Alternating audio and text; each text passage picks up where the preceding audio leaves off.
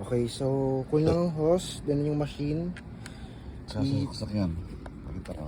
Dito, sasaksak sa may gold.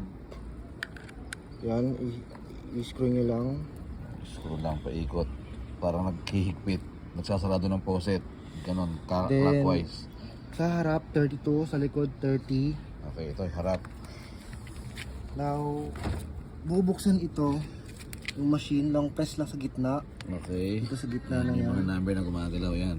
Now, yung may plus tsaka minus dito, pwede nyo i-adjust yung PSI. So, since ito sa harapan ay 32, yan, gawin 32. 32. Then, i-unscrew ang tire cap. Pagka unscrew, tago yung tire cap. Then, itong dulo, i-screw naman doon pa sa loob. Okay. Now, higpitan hanggang na mawala yung lumalabas na hangin. Then, i-on to, yung gitna ulit.